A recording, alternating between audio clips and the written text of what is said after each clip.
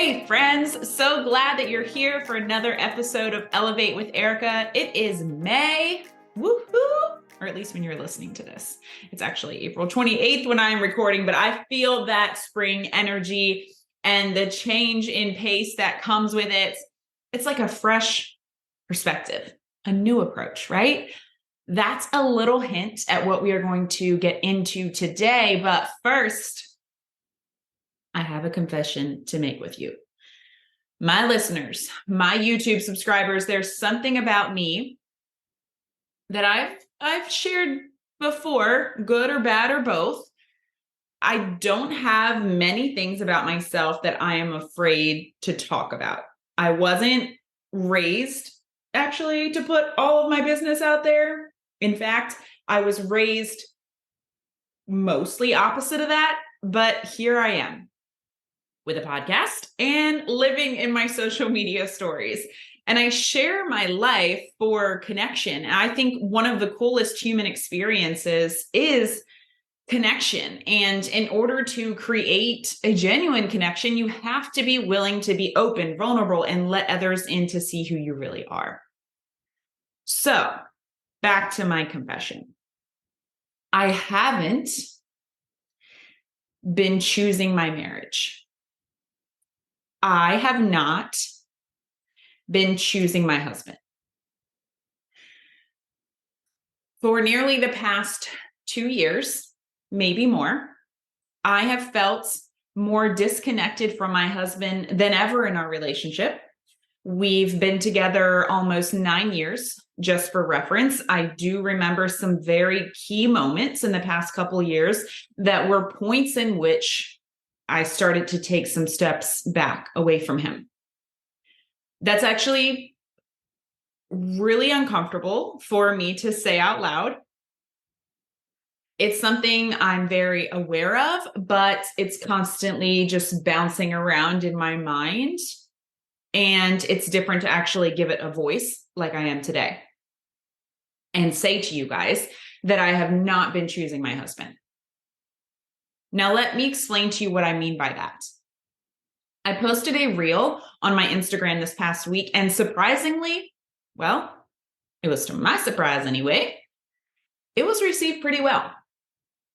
And it's always a little scary for me to put my opinion on my social media about a topic that I know people are passionate about. And also where it's also tied to some people's religious beliefs as well. And social media is where I run my business, a lot of my business. But I shared my opinion on love and marriage and how I feel that love/marriage is a choice, not a feeling. It's a moment by moment, day by day choice to love, forgive, and grow. And I'm not going to go much more into that today because marriage is not what this episode is about. I'm definitely no expert on marriage. I follow other people for that knowledge. But now that you know my opinion, my position on that, let's go back to my confession. I have not been choosing my husband. I shut down pretty quickly, easily even, when I don't feel like I'm being respected or appreciated, or if I'm feeling deceived, or just what I mean by deceived is like when I feel like the dynamic of the relationship, of any relationship, doesn't have to be romantic. I've treated friendships the same way. When the dynamic of a relationship moves away from the dynamic of the relationship that I feel I said yes to, that I feel I entered into, when that moves away from that, I just shut down, or I shut the whole relationship down.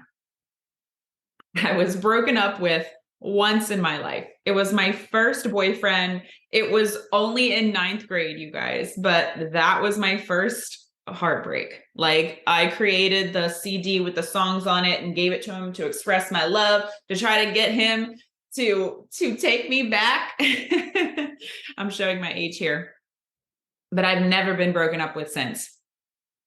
It may sound ridiculous, but I truly believe that that particular heartbreak shaped who I am in every relationship to follow. I actually have purchased a couple personal development books recently to help me work through that, because it can cause me to shut down unnecessarily instead of expressing myself and letting the other person know how I'm feeling, which is a healthy thing to do, right? Communication. I have to work on that, believe it or not.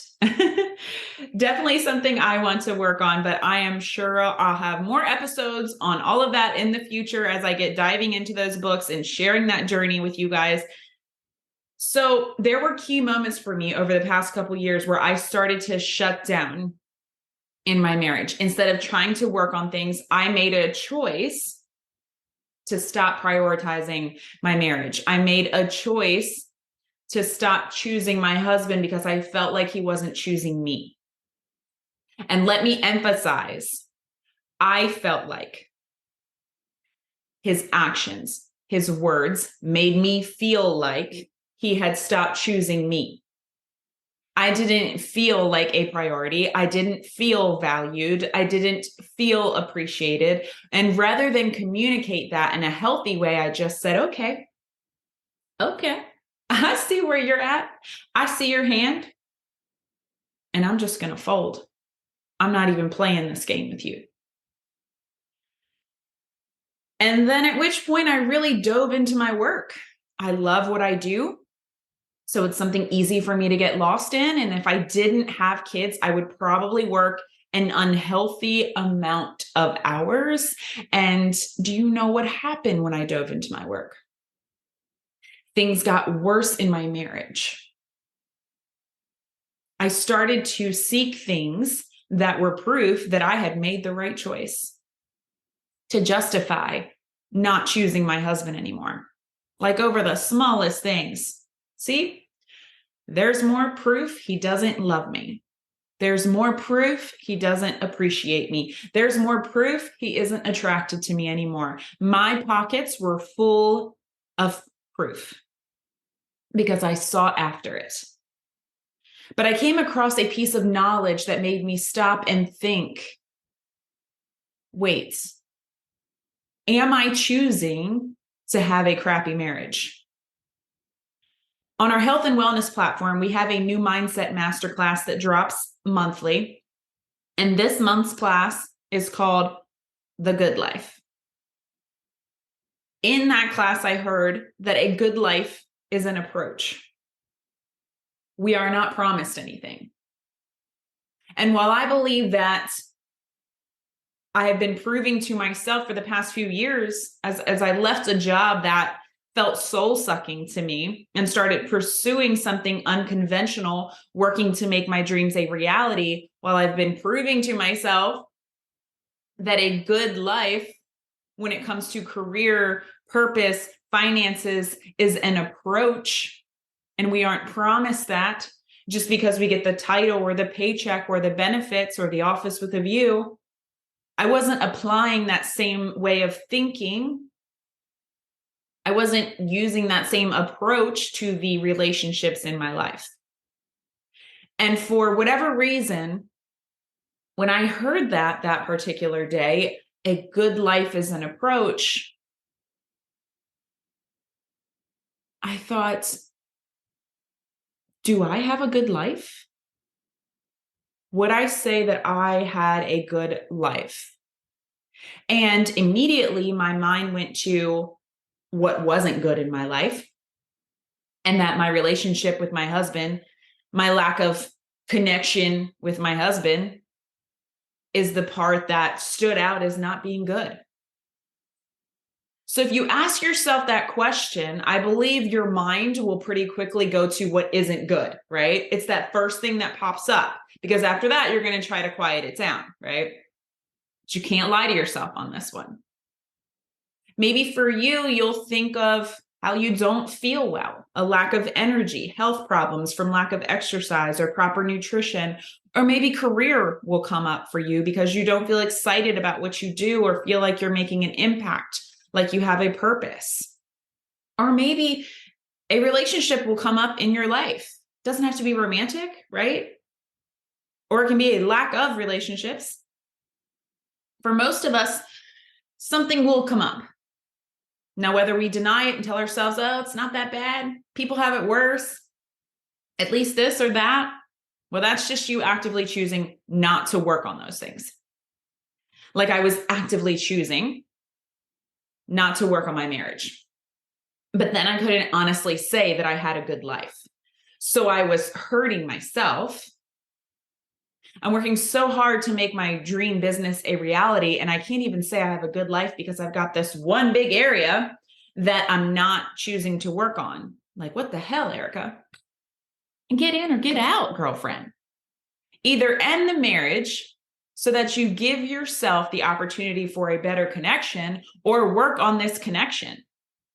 And if a good life is an approach, which you know because your approach to a career and what success means to you changed when you recognize that very thing, how are you choosing to approach this marriage? You're choosing a crappy marriage by not working on it. It doesn't matter who did what or stopped doing what or whatever. You're choosing an empty connection bucket. Yes, connection bucket. So let's get into that a little bit so you can get a visual. The Good Life buckets. If you've never heard of the Good Life Project, first, I hadn't either until our Mindset Masterclass this month, but it was founded by a husband and wife team, Stephanie and Jonathan Fields. They create tools to help you live a better life, okay? This is not a paid for thing, by the way. I'm going to link the site in my show notes, and there's also a quiz that'll help you basically discover what I did when I just asked myself if I had a good life. I'm pretty good at being brutally honest with myself. The quick quiz, though, will discover where you should focus to live your best life. Unless you can just confirm that right now for yourself, which I also I knew, but the quiz definitely was like, yeah, you're right.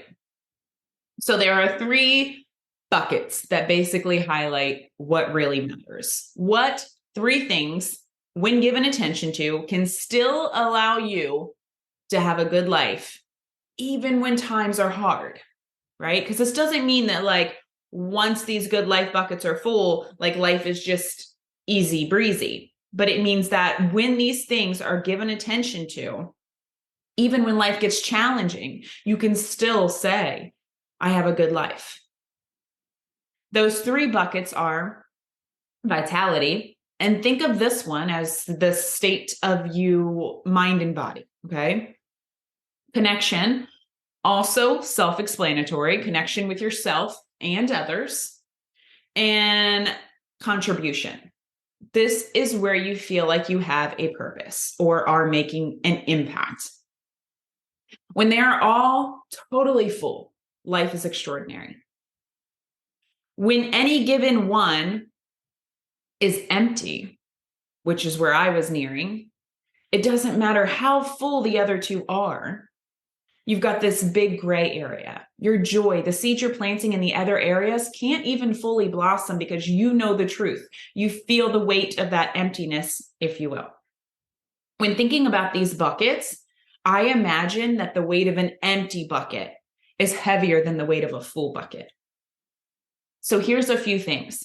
Once your buckets are full, they won't stay there without continued nourishment. Think about it. If you've ever completed a wellness program, okay, I hate to say just fitness because sometimes people just focus on their nutrition and that's fine too, or a meditation program or yoga, whatever it is. So say you finish the program and you feel amazing, mind and body, and then you stop and go back to what you were doing before. Now, we all know what's going to happen, right? That vitality bucket is not going to stay full, right? You're going to start feeling like you did before. The buckets leak. You have to constantly be adding to them, but it feels good to add to them. Leaving that government job in 2020 and building this dream business of mine over the past few years, man, it has felt so good. Even without being financially where I want to be yet, my contribution bucket is at a much better level. It was emptier than empty at the start of 2020. Because it was empty, it affected my other buckets. Like I couldn't create the connections in my life that I wanted to because that contribution bucket was so damn heavy, y'all. It affected how I was showing up as a mom and a wife and a friend. For some people, I hear them say that they are so drained by work, the last thing they want to do is work out or eat healthy, right? So the empty contribution bucket starts to affect their vitality bucket. My empty contribution bucket was affecting my connection bucket. It's pretty neat to see how all these buckets really do show us what really matters in life. When my husband and I are disconnected, like if I don't feel that deep connection with him, as he is the prominent relationship in my life, I can't show up as my best self for my business. I'm not putting my best face forward. I stopped choosing my husband. I stopped choosing to work on my connection bucket. And luckily for me, my vitality bucket remains full because working on myself, mind, and body is my release for my contribution and connection buckets when they are low. I have a healthy release that happens to keep that vitality bucket full. But I do recognize that my lack of deep connection with my husband is affecting my contribution bucket.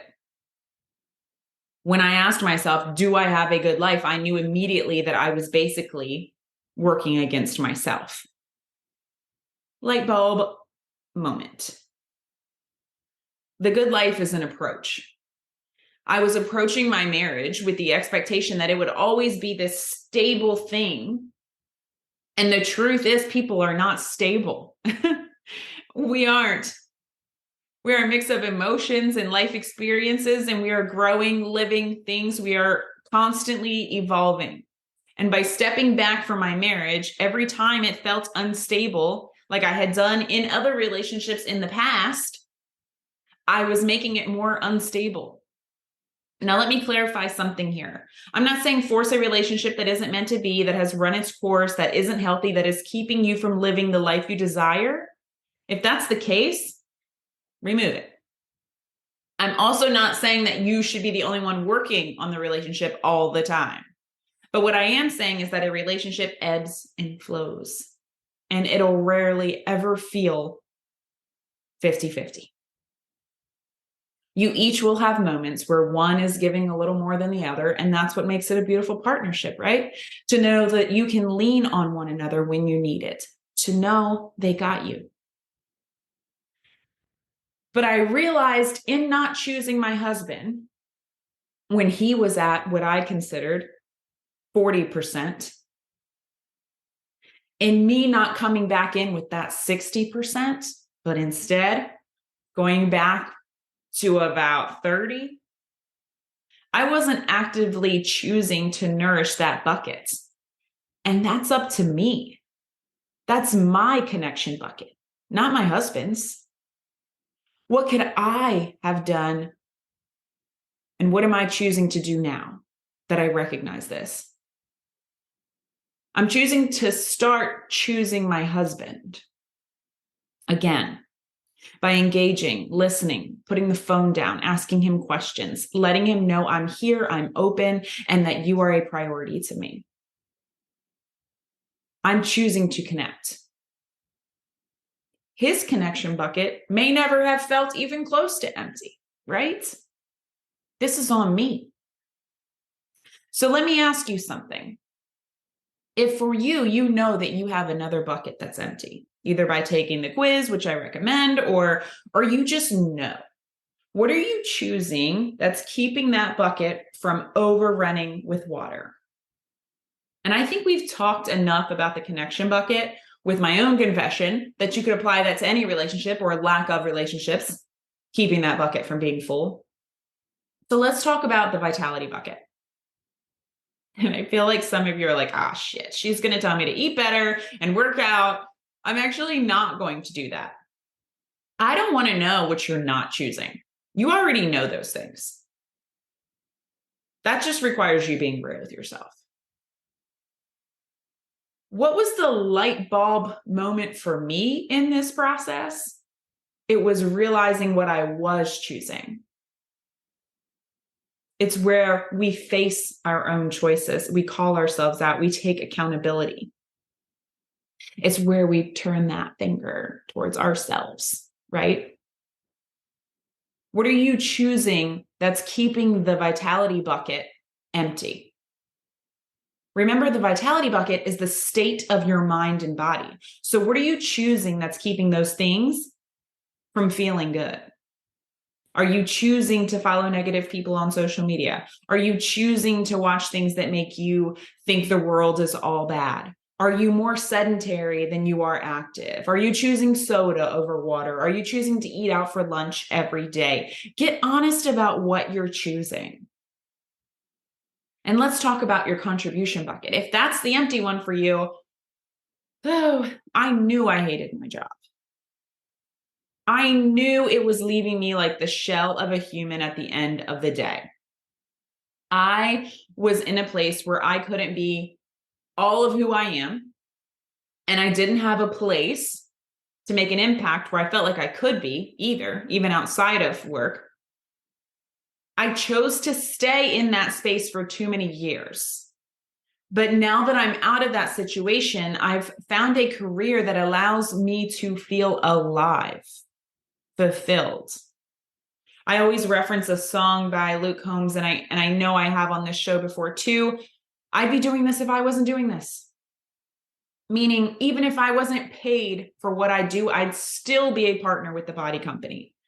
My husband and I get lottery tickets sometimes when it gets up really high. It's just something fun that we like to do. And when we talk about what we would do if we won, in the back of my mind, I always think, I really think I would still be a body partner. That's how much I love this. I don't want to imagine my life without this. To which my husband thinks I'm crazy. But that's truly how nourished I feel by this opportunity. I could lose hours doing this work. I do lose hours doing this work with body on this podcast, on all the things that I'm building.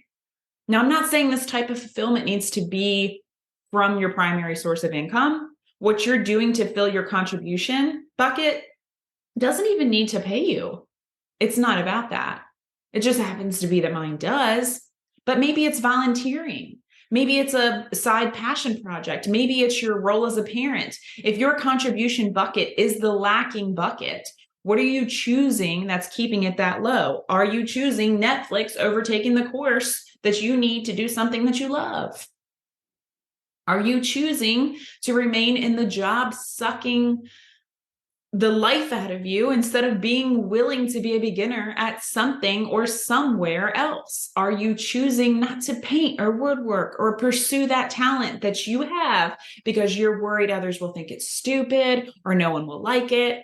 So are you choosing to let what you think they will think stop you from doing something that would bring you joy?